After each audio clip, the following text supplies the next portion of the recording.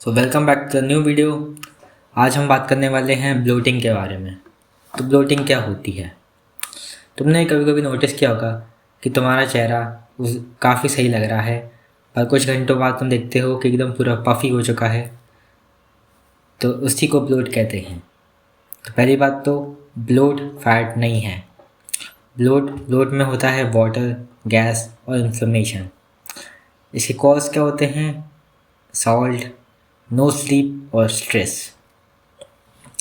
तो जब तुम ऐसे फिक्स करते हो तो तुम्हारी बॉडी से जो वेस्ट रहता है वो सारा निकल जाता है।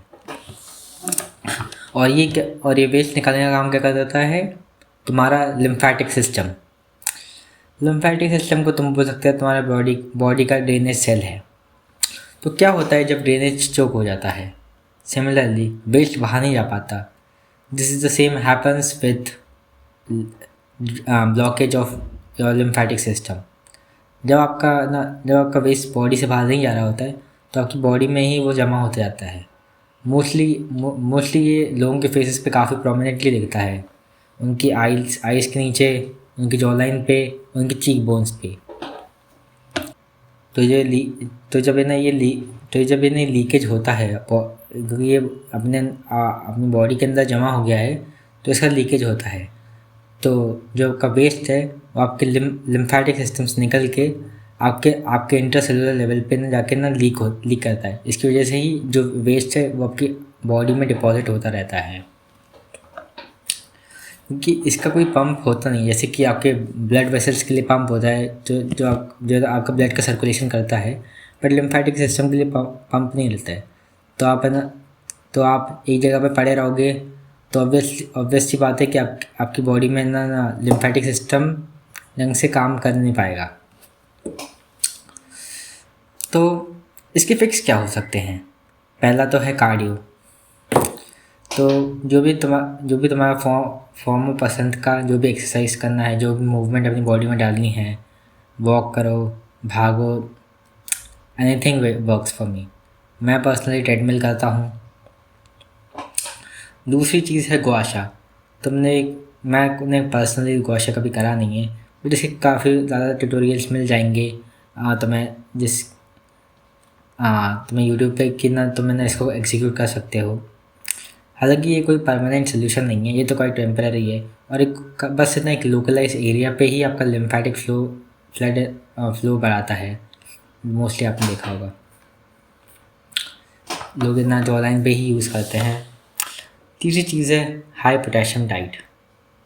जैसे कि फूड्स होते हैं banana, avocado, potatoes, spinach, fish, coconut water. ये आपका फ्लूइड के बैलेंस को रिस्टोर करते हैं और आपका जो एक्सेस जो है ना वो वाटर रिटेंशन है इसको फ्लश आउट करते हैं। और ये इंटरसेलुलर हाइड्रेशन को भी में भी हेल्प करता है। आइडियली जो पोटेशियम और सोडियम का रेशो है वो 4:1 का होता है, तो आप चाहें तो वो मेंटेन कर सकते हैं, बट एक्सेस ऑफ पोटेशियम भी मत लेना, जिसकी वजह से ज़्यादा वाटर फ्लश आउट हो जाएगा बॉडी से। चौथी चीज़ मैं कहूँगा कि सोना। ये डेली रिकमेंडेड तो नहीं है, बट अगर आप ना 5 से 10 मिनट कर सकते हैं सोना, तो इससे भी ना आपकी स्वेटिंग इंक्रीज़ होगी और आपका ना जो एक्सेस वेस्ट है वो बाहर निकल जाएगा। पांचवी चीज़ है स्लीप। स्लीप की वजह से ही आपके ब्रेन में जो लिम्फेटिक सिस्टम है वो एक्टिवेट होता है। इसका काम होता है सिस्टमिक ड्रेनेज करना।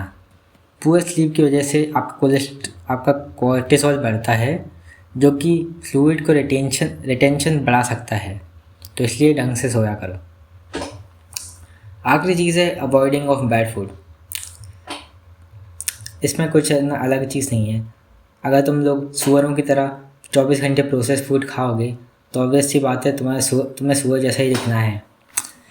और अगर कोई लैक्टोस इंटॉलरेंट है तो वो डेयरी को भी डेयरी से भी ना इन्फ्लेमेशन होगी, जिसकी वजह से भी उसके अंदर ना ब्लोटिंग हो सकती है, जो कि गट रिलेटेड रहती है।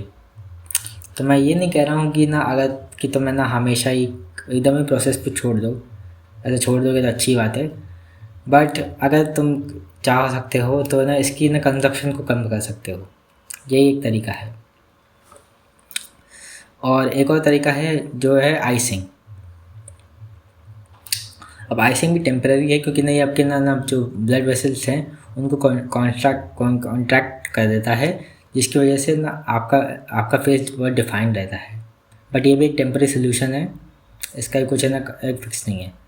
तो अपनी आदतें बेटर कर लो, हो जाएगा। Thank you, that's all for this video.